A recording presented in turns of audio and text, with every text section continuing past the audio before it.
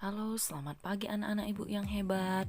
Bagaimana kabarnya pagi ini? Ibu harap semua dalam keadaan sehat dan masih tetap semangat ya. Jadi hari ini kita kembali bertemu pada pelajaran bahasa Indonesia. Kita masuk pada tema 7, sub tema 3, indahnya persatuan dan kesatuan negeriku. Ya, adapun yang kita bahas yang pertama yaitu mencari arti kata sulit dan istilah dalam teks. Ya, apa itu istilah? Istilah itu adalah kata atau gabungan kata yang menjelaskan konsep atau keadaan dalam bidang tertentu, di mana istilah sering juga disebut sebagai kata atau ungkapan khusus. Jadi, untuk mengetahui arti dari sebuah kata, maka kamu dapat mencarinya di Kamus Besar Bahasa Indonesia.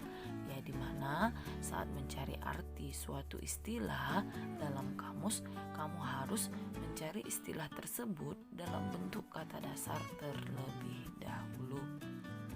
Ya, selanjutnya menemukan informasi dalam teks.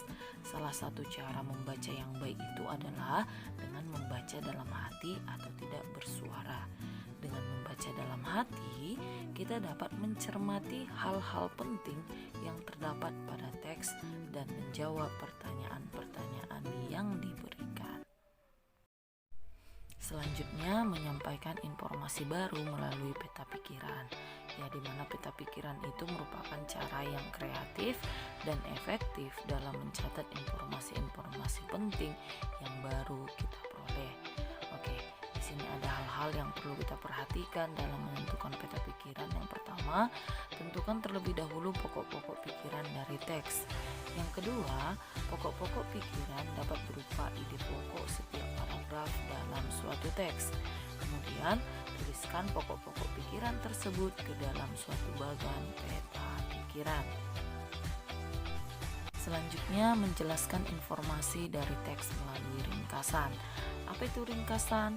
Ya, ringkasan adalah sebuah penyajian peristiwa atau kejadian yang panjang disajikan secara singkat, atau juga cara yang baik untuk memotong atau memangkas sajian sebuah hasil karangan yang panjang dan disajikan dalam bentuk sajian yang singkat.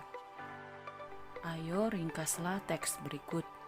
Budaya di Indonesia memang sangatlah beragam, termasuk kulinernya.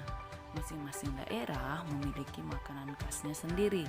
Kini, sejak saya tinggal di Jawa Barat, selama beberapa tahun terakhir, menu favorit makanan pagi saya pun bergeser menjadi lontong kari. Potongan daging ayam atau sapi, telur, juga lontong yang dilengkapi dengan kuah kaya santan, dan rasa kari ini sangat sulit untuk ditolak di pagi hari. Maka teks ini dapat kita ringkas menjadi lontong kari adalah salah satu makanan khas dari daerah Jawa Barat. Selanjutnya, menuliskan informasi dalam bentuk peta pikiran.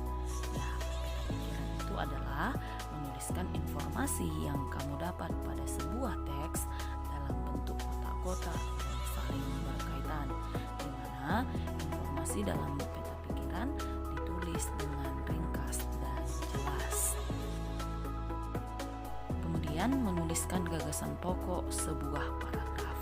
Ya, gagasan pokok itu adalah inti dari pembahasan pada sebuah paragraf, di mana gagasan pokok itu terletak pada kalimat utama, dan biasanya kalimat utama sebuah paragraf itu terletak pada awal atau akhir sebuah paragraf. Demikian pelajaran kita hari ini, semoga bermanfaat bagi anak-anak kami semuanya. Tetap semangat, jaga kesehatan. Tuhan Yesus memberkati kita semuanya. Shalom.